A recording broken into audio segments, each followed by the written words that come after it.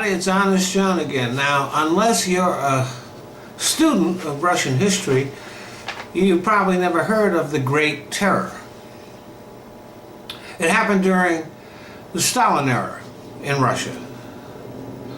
Now, it's actually kind of surprising that Stalin rose to the position that he did. He was not a particularly smart man, but he was brutal, ruthless, and power-hungry.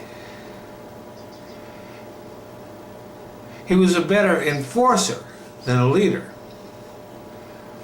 And Stalin believed that the central government of Russia should control every aspect of people's lives. He distrusted and hated intellectuals. And so they, and artists and writers and anybody that he felt he couldn't control, were rounded up and sent to gulags, Russian prison camps. And Stalin and his inner circle set about establishing centralized control of the country. A government bureaucracy was set up that collectivized all aspects of business. So you wound up having government bureaucrats telling factory owners, for example, what they were going to make and how they were going to make it, even though they knew nothing about the businesses that they had been placed in charge of. And Russian farms were also collectivized. The collective farms is something that everybody knows about Russia. So the central government told the farmers what crops to plant and when to plant them, even though they knew nothing about farming. Naturally, this was a disaster.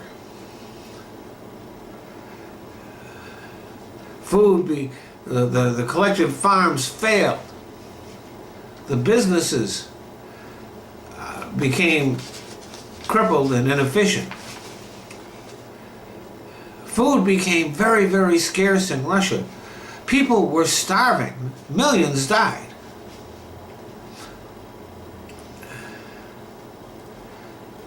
And the Stalin bureaucrats had the managers of the plants arrested and sent to gulags because they did exactly what they were told to do. And farmers were arrested too when their farms failed.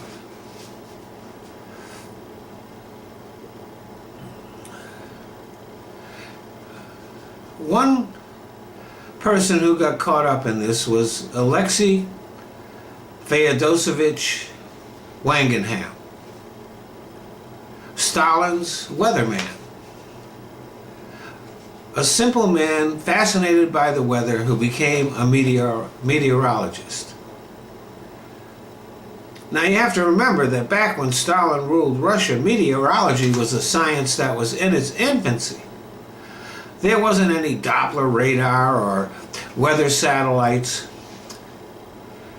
Meteorologists gathered reports about what the weather was like to the west and tried to figure out if those patterns would arrive at their local area. And naturally, since we now know how difficult it is to predict the weather, or at least under those circumstances it was, he was wrong a lot. When I was a kid, there were lots of jokes about how the weathermen failed to predict the weather correctly. That's what happened in the USA. But in Russia, it was a criminal matter. So Wangenham was an easy mark. One day, as he was walking to meet his wife for lunch, he was picked up on the street by the secret police and shipped to the Solovetsky Islands in the White Sea, very close to the Arctic Circle. It was much easier to predict the weather there. Cold, and then more cold. Oddly, Alexei never lost faith in Stalin. In letters to his daughter, he expressed confidence that he was soon going to be freed as soon as the government realized that they had made a mistake about him.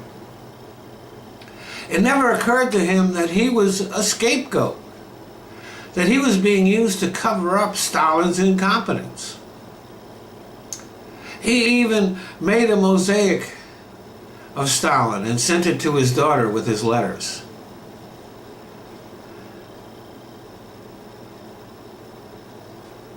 Exactly what happened to Wangenham is a bit of a mystery. Like many of those sent to the gulags under Stalin, he ultimately just disappeared. Probably murdered and dumped in a mass grave by his guards. But he never lost faith in Stalin. Just like the Trumpies, who no matter what he's done, they've never lost faith in Trump. Thanks for listening.